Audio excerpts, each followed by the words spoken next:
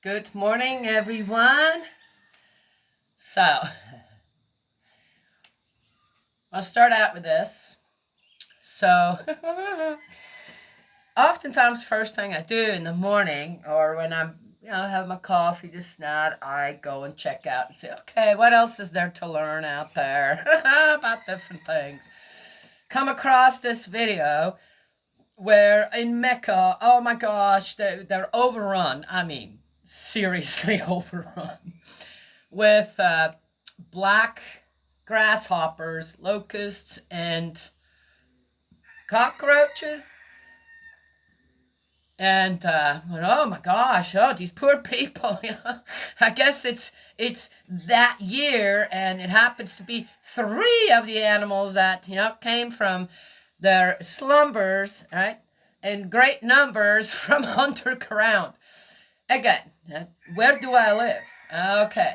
One has to know these kind of when it's a locust year, this and that, and either you protect your plants accordingly or you wait until they've come up and they migrate, right? That's what they do. Most of these animals, yes, they fly through, they eat, whatever. Listen, we had a locust year here, and I have to say it wasn't all that bad. Yeah? And it didn't, no, the trees didn't get all eaten of everything and then looked bare again like in wintertime or whatever. They bypassed most of my plants as well. So, okay. So I'm not sure. But again, there weren't that many. Okay. Yes. So, and anybody knows, I think with the locust, it's every 7 years, some 11 years. Okay. Just saying. Well, it turns out, really, that's a bad problem. And of course, the post wasn't about, okay, we got a bad insect year, this, that, okay, so, no, it was about the punishment of God. Well, here you go, in Mecca, where a lot of people are praying.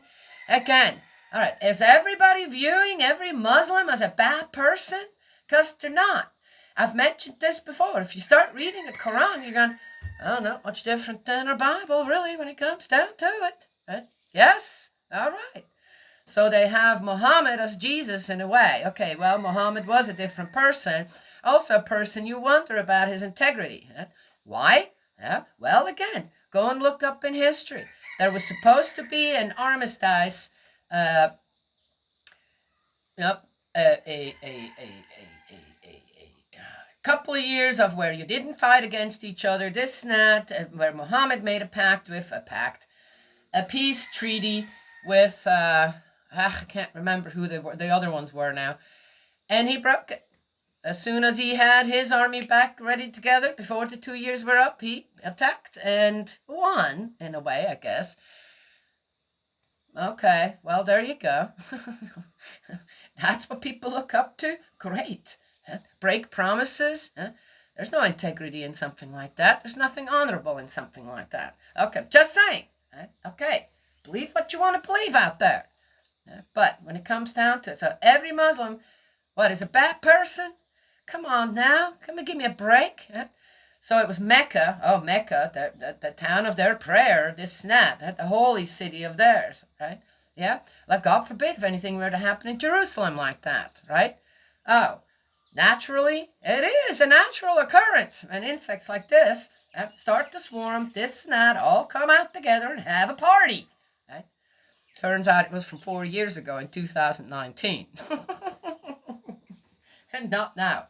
And every year since then, they had some kind of a, okay, or it was all, as I said, hyped up from that 1 year. Done. Okay. Well, I remember, didn't Australia or somewhere have this real huge problem with mice? Well, nobody looked at it at that. Oh, yeah, yeah, they're struck with you, Just saying. Where's people's minds when it comes to all that? Doing what? Where are you putting the reputation of God when you believe stuff like that? Don't do a little deeper study and go, really? Turns out what? Okay, just saying. How gullible are people out there? In the comments, it was just like I'm going, wow, really? Would God, our Heavenly Father, our Heavenly parents, truly wish anything absolutely bad on his children? Any of us, all around the world. Huh?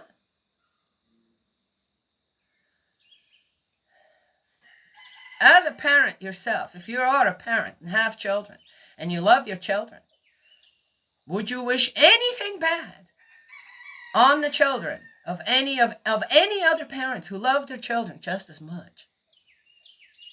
I'm just asking. Then what kind of person are you? Just asking. Then what kind of a God do you want to believe in? What, a God that fits your narrative? Okay. All right.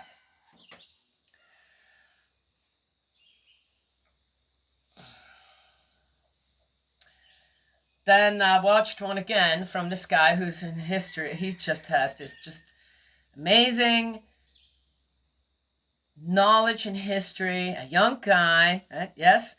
And there is I didn't watch it, I saw it, that it was available to watch on Netflix. Yes, one of the outfits that my sissy pays for. That's what I have then, right? I don't pay for anything. And there's some good things on there, right? And there is this new documentary about Cleopatra, right? Okay, Cleopatra. And I saw just, of course, and if they want you to watch something, it's the first thing that comes up on them, and they give you a little blurb. And I saw that Cleopatra has what kind of a hairdo? Didn't even care about the skin colors, but what was the hairdo? I happen to know that's not. So I didn't even. Yeah, okay. Documentary? Nah, it's not a documentary. Then I'm not interested. Have your black people do this and that in movies. I don't care. That's up to them. But when it comes to reality, I'd like to see the truth, not something made up. Then it shouldn't be what? Labeled a documentary, right? Yes, done. All right. So there it is. Okay. Disputing what certain people look like at certain times, in their prospective countries and continents. The one thing that came straight to my mind, again, listening to the guy who mentioned all kinds of things, not just with the Egyptians, but the Romans, the Romans actually didn't do this, this is something, now you got the gladiator fantasy going, and, okay, whatever. And my immediate thought was, I wonder what they're going to do with the Moroccans eventually, right? I'm just saying. People's insecurities out there. They want to push that on you, right? And then suddenly you're completely misinformed. Our children are going to watch that? I don't know. They're being taught in school now, And that's now suddenly, fiction becomes what? Non-fiction. And that's going to eventually create a whole lot of misunderstandings, untruths, this and that, right? Anyway, I'm just saying. So then I came across another one. And the interesting thing is the guy had to keep mentioning, if you clicked on this video, that means that you were called towards this and that. No, I clicked on it because what are the 6 signs of, that you're a spiritual healer, this, that, an hour and something. Okay, I talk a lot too, don't I? So, okay, I can't. And, but the consistent,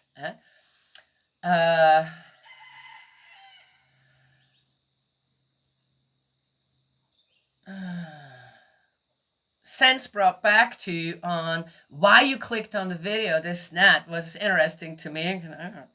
I don't do that. I could make mine.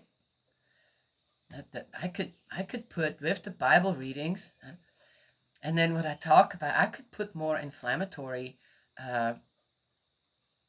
overheads or titles out there, right? But I don't. I stick with the Bible. Right? Yes, and then people watching, well, she talks about a whole lot of other stuff too, not just, right? And kind of compares it to it, but I don't show that. I don't show that in the titles of the videos. I stick with what? Okay. So it's not clickbait, right? If you really want to watch, oh, am I going there now? So it's about healing. And it was interesting on how the guy in a way explained it. I didn't listen to the whole thing because I got bored awfully fast. Not because he didn't have something good to say. It was just, well, okay. The one thing about that, it's interesting that I know why I clicked on that video, to come back to something that I've been thinking about in the last few days, but I kept forgetting, okay? Well, now it's stuck. You guys want to talk about that, don't you? I find it interesting on how in the Bible there's only one reference to where a woman came to Jesus and asked for the healing of her daughter, which I'm not sure how old the daughter was. It doesn't say. I don't think it says. And so I'm assuming it could be a child, because that's what I was like, okay, how many healings of children happened during Jesus' time? So there may be that one. And it was about demonic possession. Okay, all right. One could have a big old whole video about that. But what people are really interested in is not their spiritual healing.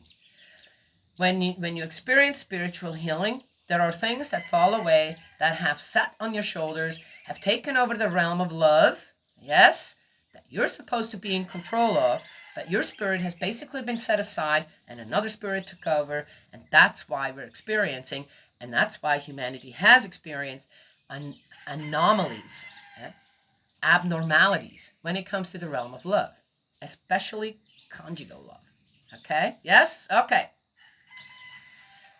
And okay, so there is that. But if one addresses that in the spirit and knows that and says, okay, regardless on how physically I am attracted to whatever, whomever, right, I'm going to try and see, am I really in possession of my own spirit? Or has my spirit truly been set aside? And another spirit, often the opposite sex, often people with, yes, there are certain just strange desires out there of people that, okay, why is that present in a spirit? Right? But to do that, to try that, and see, okay, of course, you can't do that without God. You can't do it without good spirit world either. You have to develop a belief. You have to develop a belief towards the principles of creation and the principles of love, and regain control over your own spirit, and again, exercise the other one that maybe, may not be, may multiple ones be around you, this or that, or even actually taking you over. Yes, that is a possibility. I've seen that in people.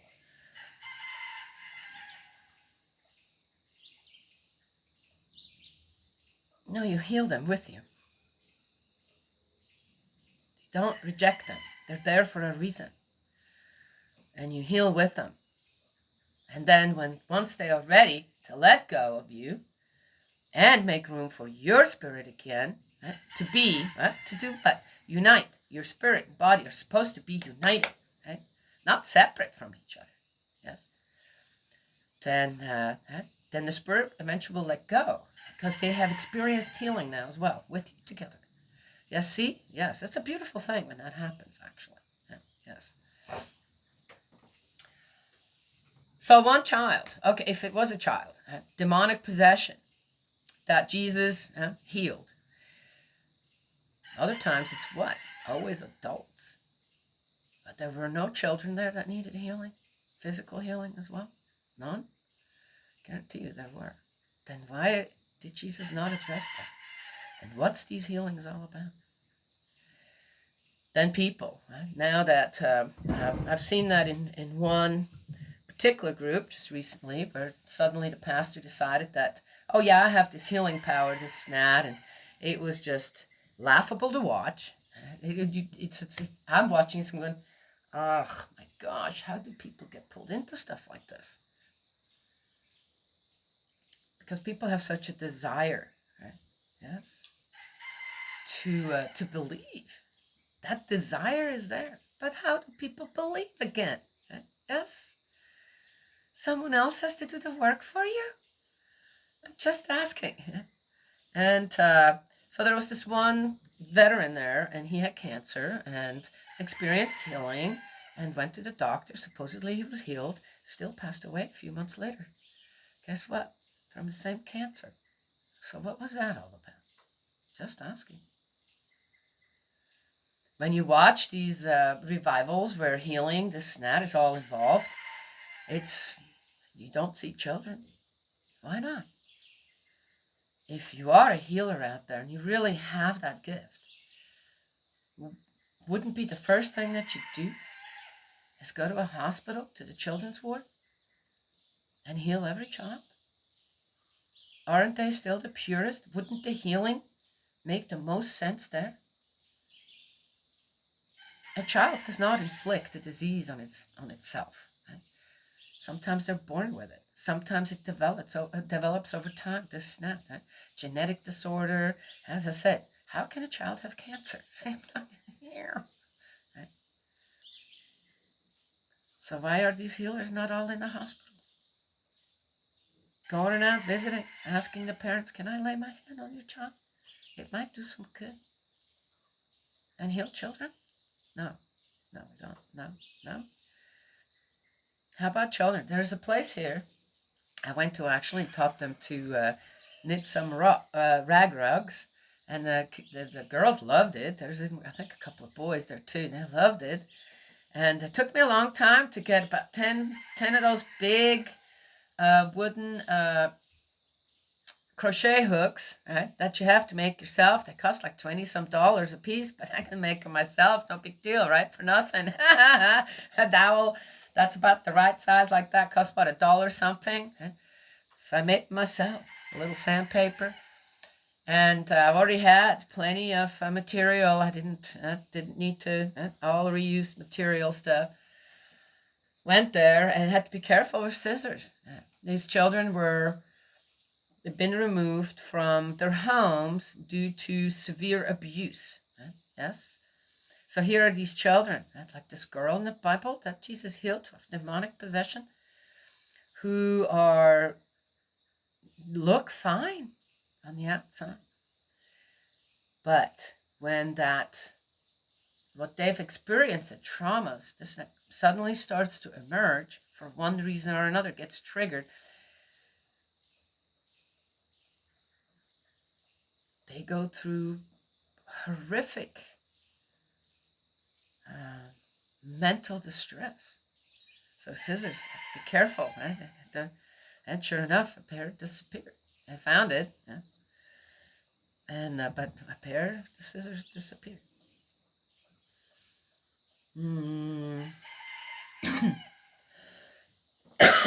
So why not? If you're a healer, go to places like that and help children like that who didn't do anything wrong. They're not bad children or anything. They were just so horrifically abused by adults that in order to cope, again, they had to let something step aside, their own self step aside, and have something else take over that it always takes advantage. This is always things that take advantage of you. And yes, the multiple personality thing where, oh, you have this personality that protects you, this, that, and no, it's not like that. No. Possession like that of someone else, or as I said, suddenly these different things coming out in people rather than just your own self, that's never a good thing. Never. Okay? So, what did you do? Yeah. Well, you took God out of everything, didn't you? God doesn't have a place in people's lives anymore, especially when it comes to the public. Government-run things, this, that, schools, courts. So what do you do?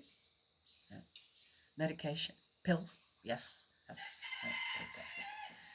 So, interesting to me. Where all these healers out there, why aren't you healing? If you have this gift, why aren't you healing all the children? Why not? Either way. No? Because you can't bribe them with money? Make it look like you're healing, but you don't?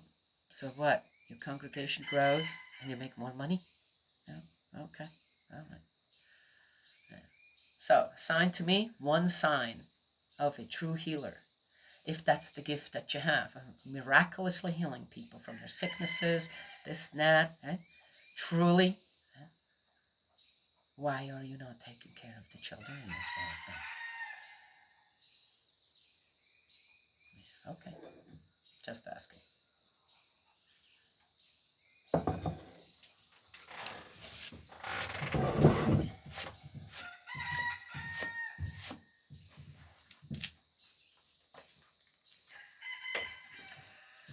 To go back one more time to the locust thing and this and that, to again, that's damaging the integrity of God.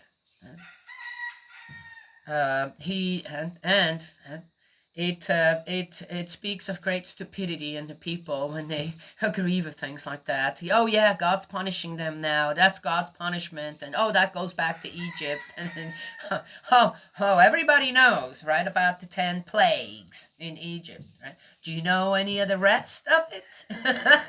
Just asking. Besides, I saw another one where, oh yeah, in Egypt and the rest of Africa and the Middle East and Africa, the locust invasion is going to create a problem with the food, the the amount of food that they'll have to. Okay, well, locusts happen to be one food in the Bible mentioned that you can eat. That's okay to eat. It's not an unclean food, right? Yes. Supposedly very nutritious, good to eat. Just saying. Okay. Again, to use God and his creations for people's own agenda. What? For what again? For what again? Huh? To persecute and judge other people for things we do as well. No different. What is that? Huh? Yes? Trying to push the blood guilt somewhere else so you don't have to look at your own? All right then. Hope it works out for everyone.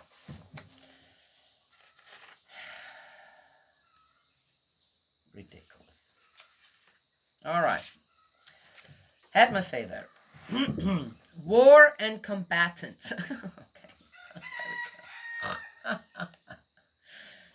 Deuteronomy 20. When you go to war against your enemies and see horses and chariots and an army greater than your own, you must not be afraid of them.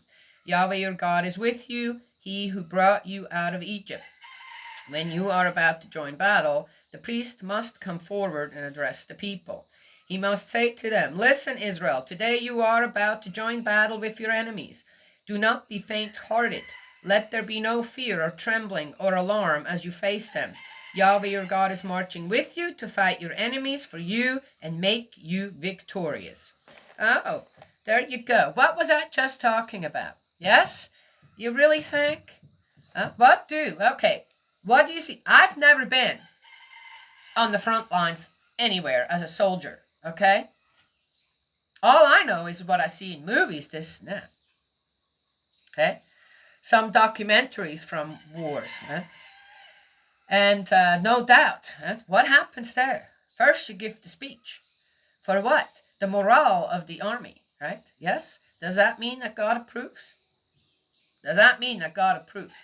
Obviously right here. What's that sound like? Is that going to have a good ending, though? Well, okay.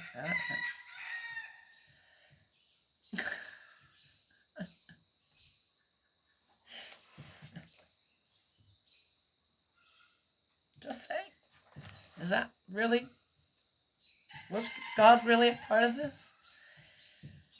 And who's up front? You know, as I said, giving the guidance, this snap, the Levites, the Levites. I still want to say Levites. The Levites, the priests, right? Because of what? Well, then you get the okay. Right? Got the okay from God. Through whom? Right? Yet, do you think that's really... As I said, we're finding so many discrepancies when it comes to on how things are written down and how we really have to look for what God's desire there really was, right? And how he wanted to lead the people to where he wanted them to go, right? Yes. And how combatant were the Israelites towards God. So again, then right there, that tells me,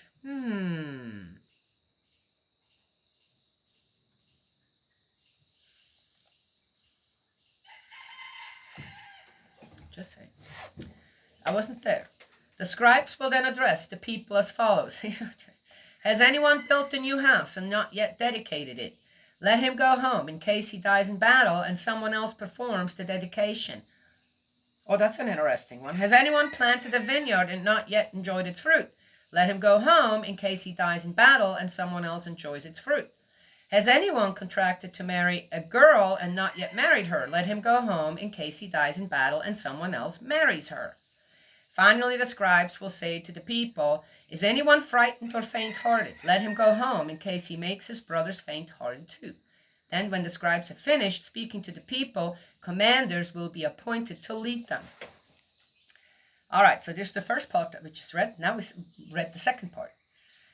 What's the interesting thing here? Now, what do you think? Here in the second part, why would they even allow people to... Oh, okay. Didn't they were already not having enough people. Now here they're sending how many home? When it comes down to it? Well, that will deplete the army even more. Wouldn't it? Well, what if everybody, out of the few, there goes the last one, if you're faint-hearted. Well, what if everybody says, yeah, I am. I'm going back home. See ya. Now suddenly there's nobody there to fight. Oh. But that didn't happen, did it? Why did that not happen? Everybody had a chance to say, yep, I got this going, that going, this going, that going. Oh, I got all four going, by the way. So I'm going home. Why was that choice given? Now see, this is to me. The priests couldn't just, okay, we're going to rouse them for the battle cry, this and that, and we're going to make it, because that's going to work. We're just going to have to do it, right? No other way. As I said, the Israelites are so cantankerous in so many ways. Are they really guided to peaceful conversations with another people to find some way to coexist, per se? Or did it have to be that complete takeover? They were so weak that constantly people needed to be killed around them who had a different belief. That doesn't show me a strong belief in something where you go and you start to teach other people, right? No, we're not going to be influenced by our God is an awesome God. So we don't need what you got there. Now I'm telling you what, I'll tell you why we feel our God is an awesome God. And then what? People go, wow, that is really an awesome God. I think I'm going to put all my idols and all this stuff away. Them gods haven't really done anything for us anyway. No, the Israelites were so weak that their awesome God, they didn't look, that's a fearful God. That's a God you have to worry about all the time. Them idols are great. They don't do anything. Yes, and still we got something to worship. Tuckity tuck, tuck, tuck. You get my drift? But here again, God does speak. The priests can't quite help it, can they? Because what? They are afraid. They are afraid. We're giving our own kind of thing there, but we have to give this because these are actually God's directions. And everybody is given a chance to turn away from what? War, killing, looting, raping, burning down other people's what they had built up. Right? Wrong?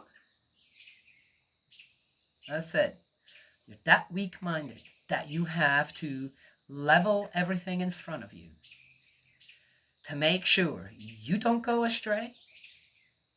It's not the people ahead of you, in front of you, that have a problem. Right?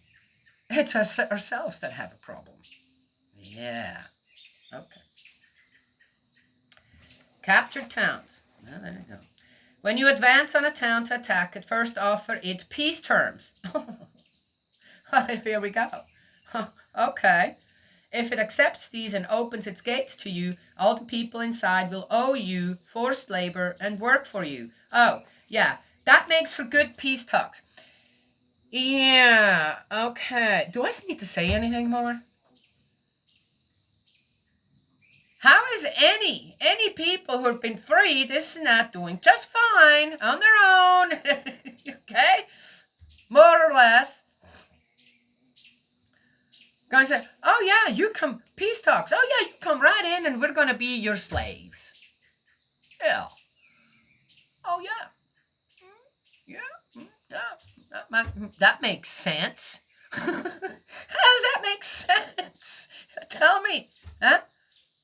Now we could come here and have peace talks with the Native Americans and go, yeah, but once we have the peace talks, this and that, right? Okay, what's the difference? Okay, we're gonna have peace talks with you. We're gonna come here. We're gonna sell this and that, you know. So don't kill us and this and that, you know. Scalping, by the way, wasn't something that the Indians really did. Okay, that's not something we took over per se. Okay, I'm just saying. There were bounties on Native Americans' heads, and just taking part of the scalp was easier to carry around with you than the whole head. Okay, just saying. They didn't have cell phones to take pictures, of their kills. And what did the government do? Okay, so but you need to move right to these specific places we have for you.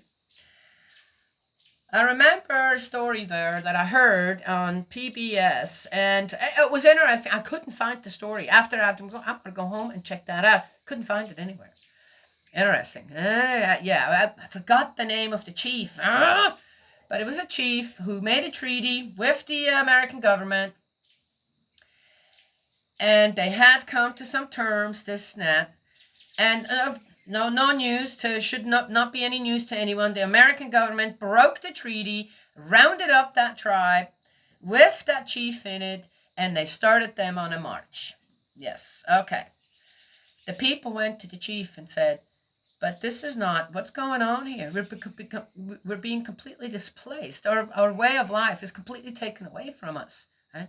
And we're dying. Right?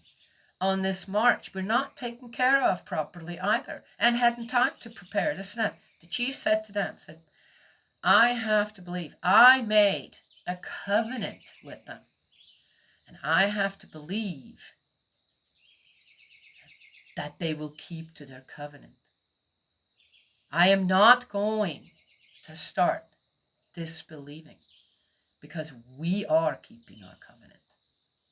And that's what is the important part. And if we have to die for it, then that's what we do, because we do not break a promise.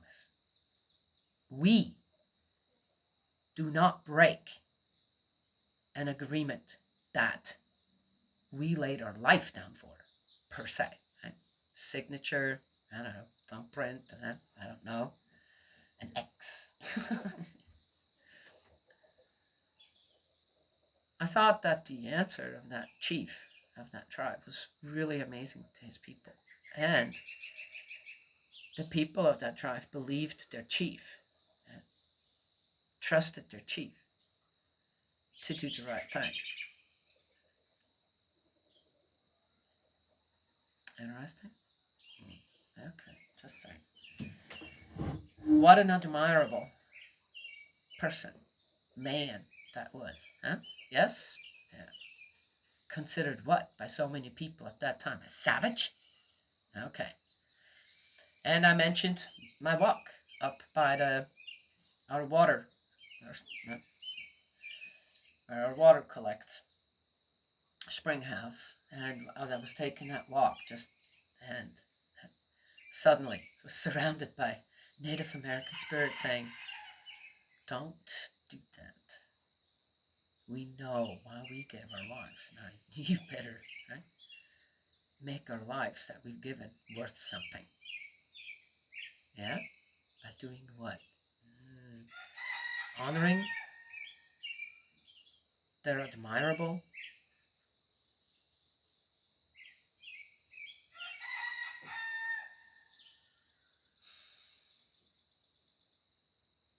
integrity when it came to what? Keeping a covenant. They weren't the ones who broke it. Well, anyway. So, how does this make sense? God would say, how can you? This is like a fallible paragraph right here. When you advance on a town to attack it, first offer it peace terms. That should go both ways, right? Yes? If it accepts these and opens its gates to you, all the people inside will owe you forced labor and work for you. You cannot tell me that anyone would, any other people out there, when another people advances on them and there is some peace terms, that they're going to say, well, yeah, we're going to be your slaves from now on. If you win. You can't. Well, then you have no peace terms going. One threatening the other, right? Yes? How does this make sense? It's in the Bible, guys. Nobody notices stuff like that.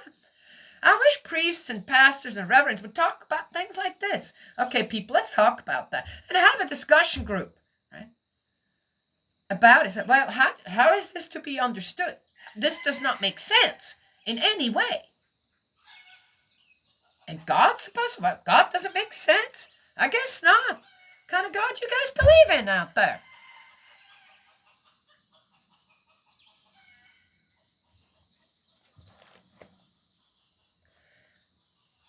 But if it refuses peace and gives battle, you must besiege it.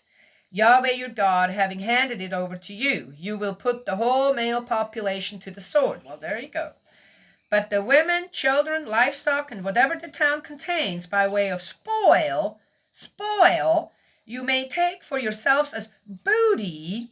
You will feed on the spoils of the enemies whom Yahweh your God had handed over to you. Yes, sounds right, doesn't it? Yeah? Well, we do know that, again, there's a discrepancy in here. Oh, this is Deuteronomy. Deuteronomy is the second time around. Some things were a little amended, or maybe things that the first time around were misunderstood some. I don't know. Because before what we read, when it came to this, all the boys were killed as well. All the baby boys, all the toddlers boys, all the teenage boys, all the, intermittent boys were all killed. You only kept the girls. Oh, and the women. The ones I already have were mothers. Were also killed. Okay. I don't know. You will feed on the spoil. Okay, blah, blah, blah, blah, blah. That is how you will treat towns far away and not belonging to the nations near you.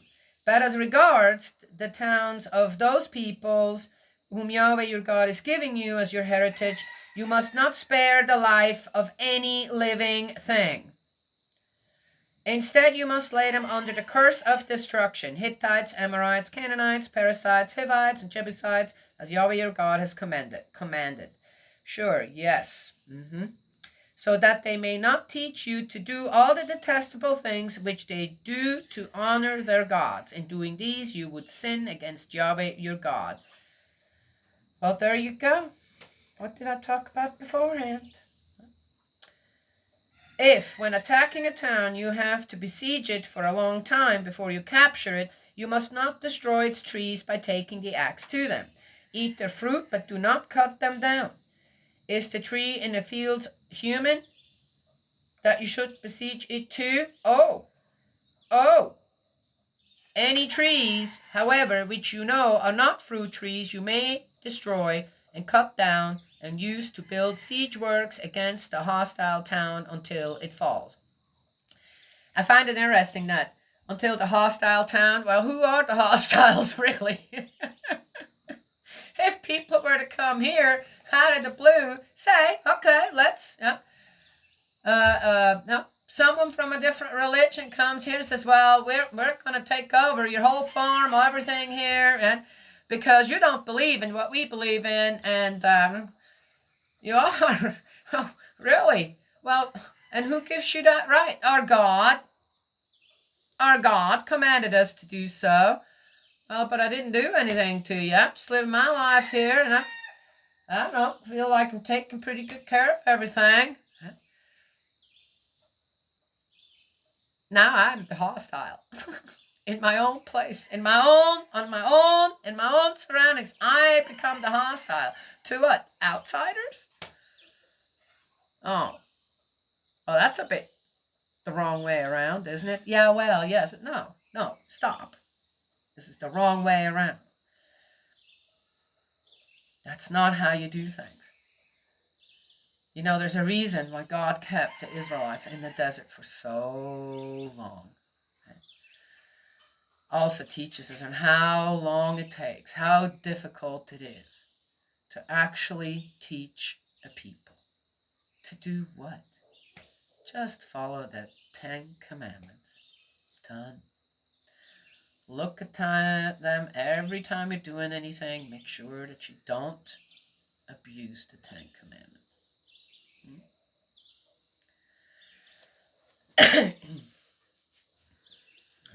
Not to point fingers, just a reality. Where are the Israelites today? What's still happening around them? I've said this before. Is there no peace and harmony to be had for this people? And why not? Why not?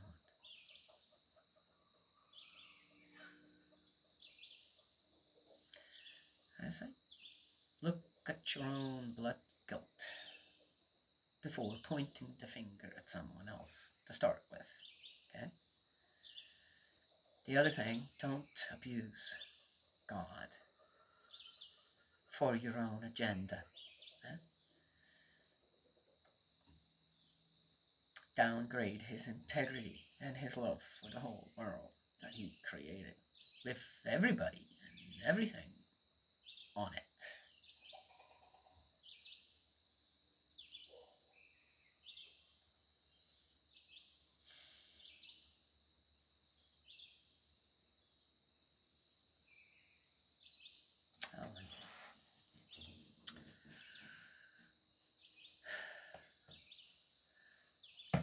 It puts the reputation of God heavily at risk. Oh.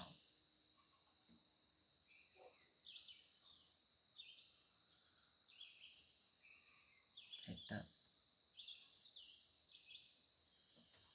And just because that's being done doesn't mean it is. Right? Yes? Who hasn't suffered or had to endure a rumor or two in their life, if not more, that one knows oneself were 100% false about them? How much of what we read here is not about God, not what God commanded, not what God asked them to do? It's like a maze. You have to find your way to God's word in this. But we do come across it. Yes, we do. Right? Yes. Well, one could say if that one person felt I just wanted to see who was a cow or this or that, and then go back home, and then when they're done killing everybody ahead of them, go home and kill them. Okay, all right, that's just it. Weird one. But we do find God's word in there. No, there wasn't supposed to be any war. Okay.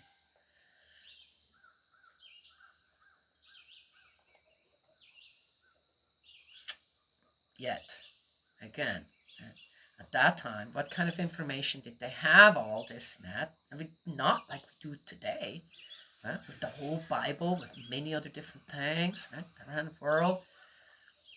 they had just the Levites, the priests, they were all learning. This was somewhat new to them. Not shouldn't have. I mean, it's already been going on for 1,500 years, couple thousand years, right? Or maybe more, when we are in this time here. So they do have history already with God, quite a bit.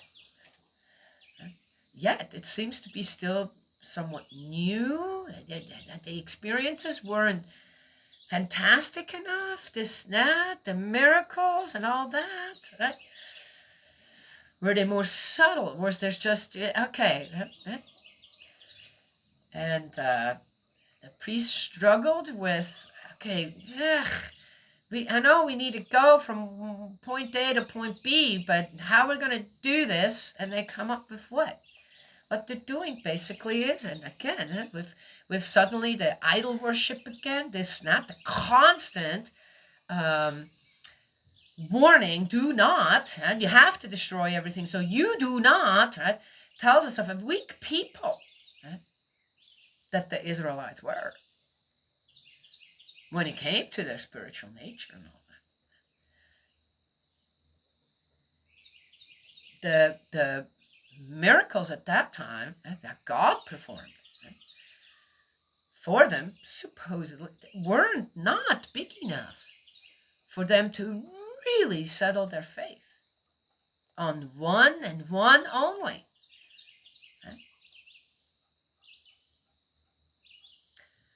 Interesting. And basically, they are still using tactics that who is doing? Everybody else out there. But they're constantly being told, don't do what others are doing out there. And yet, they're conquering, they're killing, they're looting in the exact same way. Are they not? And using people just as they had been used in Egypt. Are they not? And that's God's way? Okay. I just think I figured out why God brought you out of Egypt. Right? Brought you out of it for a reason. Yet, I don't think that God brought this people, out of Egypt so they can continue to be just like the ones that had ruled over them in Egypt. Become like them. But that's what they're doing. And then you get the, okay, if you so-and-so, please go back home. If you so-and-so, please go back home. If you so-and-so, please go back home. The whole army should have just turned around and go, yeah, I think we're all going home. We're going to have to figure out another way.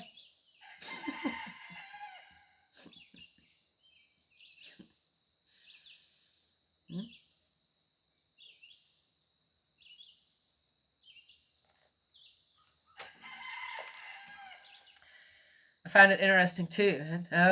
If you are contracted to marry a girl and you haven't married her yet, then go turn around and go home, because she could be marrying someone else then if you die in battle. Okay, well, as far as I know, when it comes to widows there and all this, isn't this the same? So you already have a wife, and if you die, then your wife will go to whom? Your brother, your uncle, your father? Okay, I'm sorry. Just saying. Is it not true?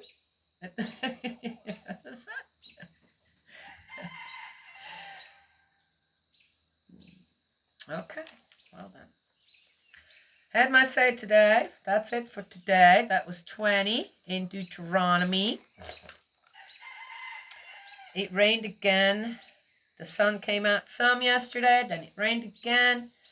In the evening, perfect timing, because that's when your water is in the evening, right? Yes?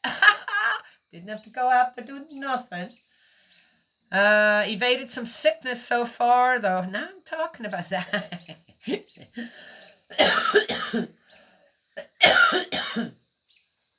There's a bad virus going around here with bacterial, and people get strep. It's a whole kind of nasty sinus and coughing a lot, and I don't know what, and all that phlegm. It's a nasty one, and people really been suffering under it. And guess what? Out of the three here, I'm the only one who hasn't had it yet. So first was my brother-in-law went through it, brought it home, and then he's gone now on a trip, and then Sissy suddenly started.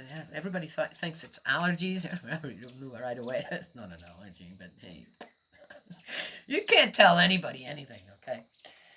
And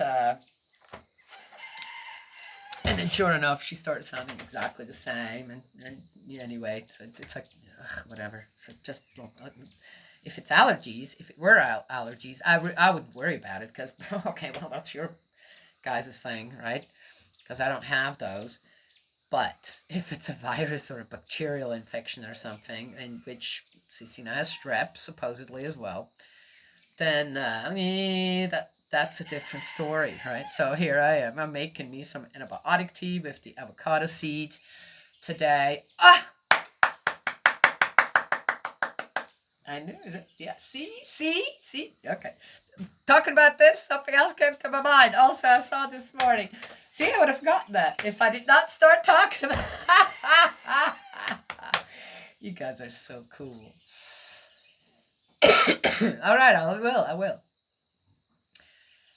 So I'm going to make me some of that tea and drink that for about 4 or 5 days, and then hope, right? Yes, yeah. Because you're around 2 people that sick, coughing, snotting, this, that. You can imagine how all that stuff's flying around here. And for me to not get it, yeah, that would be somewhat of a miracle, wouldn't it? Yes. So I'm going to do some prevention stuff for sure, now that I know what she's really got. Okay. So I mentioned on how people, I saw this other thing where, again, there's so many things that I'm noticing now where supposedly God is doing this, God is doing that, he did that to begin with. That's what you need to believe in. And this goes way back to 6,000 years in the Garden of Eden with the serpent. And when the serpent had sinned against God's creation, the snat and his commandments, or at the time, obedience, just obedience, right? Taking care of his children, blah, blah, blah, blah, because it was an angel. And the serpent was invented, right? That then, after the sin was committed, the serpent became poisonous, crawling around, and there's a whole thing on what God said about the serpent and why it is the way it is now. This and that. Really? Okay, let me tell you about a couple of... But then I said, well, but snakes are, really, when it comes down to it, they have their place in creation. And to balance certain things out, this and that. Yes? Okay. And the poison is just, okay, one thing... Could also be that certain things have poison in them, and we are finding out about it. God letting people know, don't touch that. Leave that alone. Right?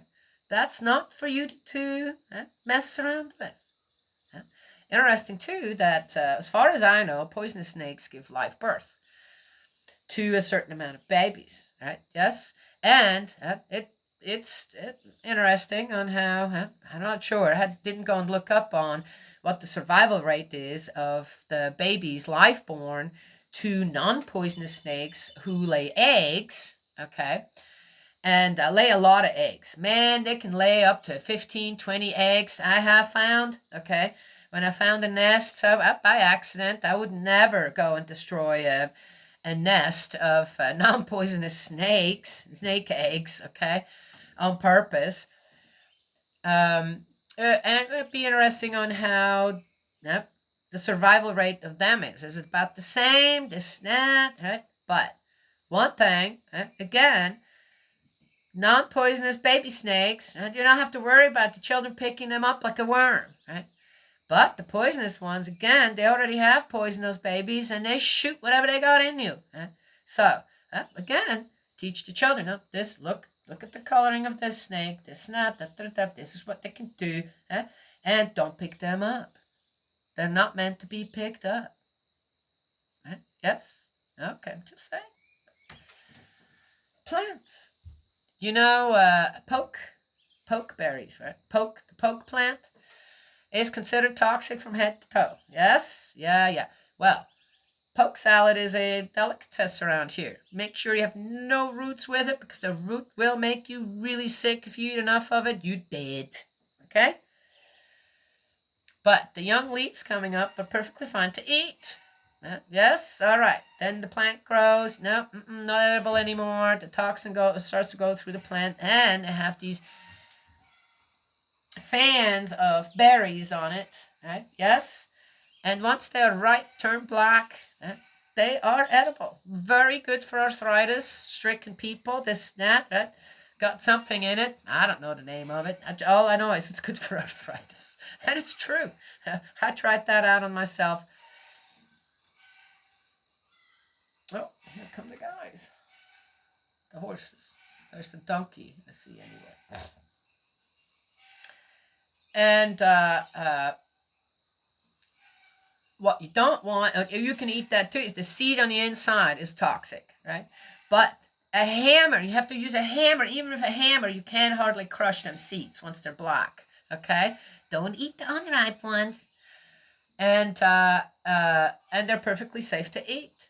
Now, I've eaten whole handfuls, right? People go, oh my God, you know. I'm going, no, it's perfectly safe to eat those. No problem. The fruit, once it's ripe, has great medicinal benefits for people. They're not very great to eat, but I made a syrup out of it. With a little sugar in it, this, that. Sifted out the seeds. You're like, you don't really want to swallow the seeds on purpose. I mean, on purpose. There's not just to make a syrup, with a little sugar in it, and then take a couple of tablespoons a day over the winter time, where arthritis gets the worst in a way. It's a great way to. Okay.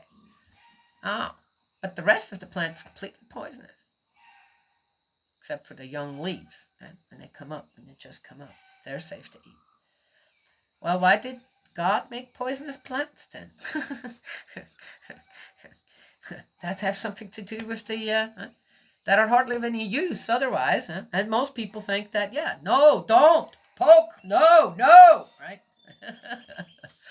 Oh, they don't know. Aha! Oh, gotcha. Believe everybody else who seems to know better, but really don't. Mayapple, same thing. Yes. See, I was reminded this morning about that. The whole plant of the mayapple is not edible except for its little mayapple, which, by the way, is in the bayberry family, not in the rose family like like apples are. Right? This one, though, called mayapple, okay, because I guess it looks, okay. It's not even, it doesn't even ripen in May, so I have no idea why they're called mayapple, but they're ripe about in August, and they have a little fruit on it. That looks a little like an apple, and you have to wait until it's real yellow, and then it's edible. You don't necessarily want to eat the seeds either, okay? So, but the flesh of the fruit is absolutely edible. Yes. Okay. The guy said don't eat the skin. He doesn't eat the skin. He literally just eats, right, what's on the inside, but also has kind of like the pokeberry, very good for you. It has great medicinal properties in it. Yes. Okay. Yeah. Most poisonous plants have medicinal properties in them. Very beneficial for many different things, but it has to be processed properly. That's, for example, where homeopathy comes in. Yes? All right. Well, in any case, so, yes. So, are poisonous plants evil? How about what are they called now? Nightshade plants. A lot of them are poisonous, but beautiful when they bloom. This, that.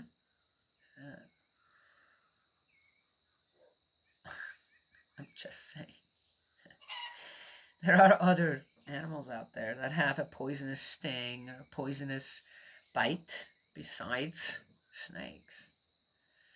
So what are people doing out there, huh? When it comes to certain things? Deciding that God chose one or the other animal for this or that, and I don't know what to do what? Give you the creeps? Okay. Most people do have the creeps from snakes. They is a little creep. They are a little creepy. You ever touched one? Well, okay. There they are. This is when they start to wiggle in your hand. Ow! Right? Yes? All right, all right. I had to move some snakes. It wasn't a big deal, but definitely not in favor of having a snake in my hands, okay? So, not my thing either, but as far as, oh, I'm going to be super scared of them or this or that, well, look where I live. That would be a problem, wouldn't it? Sometimes I have to remind people here, look where you're at. Don't come and visit if you can't handle a few hours, a couple of days of what there is here, then you're in the wrong place, right? I guess we'll just FaceTime then or something. Right? Yes? People who live here have lived here and want to change some things, so that, and I'm going, no, you're not doing that. We're not going to spray anything like that. We're not going to put stuff out there suddenly so that, what, you can sleep better? Yeah? No. We came here and we are the ones who have to be integrated into the wild here, not the wild to us. That's the wrong way around. Yes? And if you live like that properly, with the, every once in a while, exceptions of something, like I do sometimes have to spray right here where a lot of the wasps, but I don't spray it out there. It's just on the house. So the wasps don't build their nests right here, right? I'm not allergic. They don't bother me. They can get really aggressive once their babies start to hatch. So you got to watch out, right? You aggravate them by doing nothing. And they come for you. But have people here very allergic, right? Yes? So this is not a big deal. One of the few things, as I said, once a year. Haven't even done it yet. I don't see anything. Often what I do is I just look and I'll already take the nests down before they have anything. Right? They're just building them. So there we go, right? Don't need to. Sometimes things get away from you. So, but that's a rare, rare thing. Right? And, but the great thing about it is that if you're willing to adjust to the place that you live at, especially if it's in nature, you adjust and you don't bring destruction, you realize on how much suddenly the wild nature gives back to you. Right? Yes, on how much you suddenly receive. Right? Of course, you gain more knowledge as you're out there discovering things and learning about things, right? Say nature, the wild here in our mountains where we live, rather than going out and start hacking everything down. So you got what? More room, right? Destroying things. Yes? Yes? Yeah. I don't need to have a manicured lawn out there, do I? No. Oh, yeah, you'd be surprised when people come and say, oh, you need to. And I don't need to do anything out there, right? Except a few places where I mow just around, right? So that, well, because I got some stuff growing out there too, so that the sun can get to the plants where I need them to go to. But otherwise, yes, in here, the one, as I said this already, in here I let Sissy, she likes a manicured lawn. Yes, so let her. Yes, it's not a big deal. There's plenty of plants out there for the bees and the birds and I don't know what. Besides the robins and this and that, all the birds that we have here. As soon as the lawn is mown, oh man, they're coming in. It's a really rich environment for worms and other kinds of insects that the birds and the chickens just love. So there you go. Well balanced, right? Yes, yes, yes, yeah. So there it is.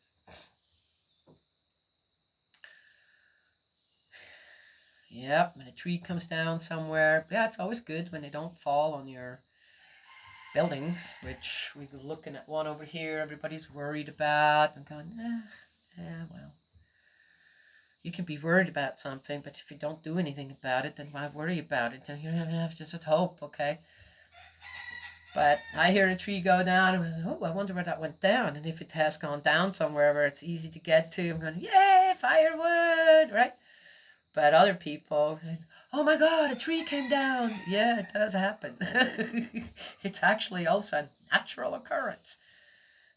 That a tree grows, dies for one reason or another, often an insect that kind of got to it. But there isn't enough insects here to slow down the growth here. Right? Yes. So there are trees here and there that give what? Nourishment to the insects, this and that, and die. And then they come down and we can hang up firewood. Easy to get to firewood. Again. I like that saying. Don't make an elephant out of a mouse. Right? Yes? Sounds dumb to me too. just And I'm seeing a lot of silly things out there and people just going for it. Right? Yeah, right. That locust one. As I said, Mecca. You should see 1,400 comments. There was one that said, that was in 2019, by the way, guys. Nobody reads that. Okay. Well, anywho, there you go. Again, Spirit World helped me out a lot with this one today in many ways. So, right? Yes. Remember? One reason I'm doing this. Okay. Restore God's reputation. Integrity? God never failed his integrity. Okay? No. It's just people trying again. Attach all the bylaws. Get around. What? It's okay to make mistakes and learn from them. That when then you're being taught. To ignore the learning, the teachings, that's not all right anymore. Okay? Yes? Yeah. Okay. Well, there you go. That's all I have to say this morning. God's love and blessings always. May he protect you, and I will talk to you another time.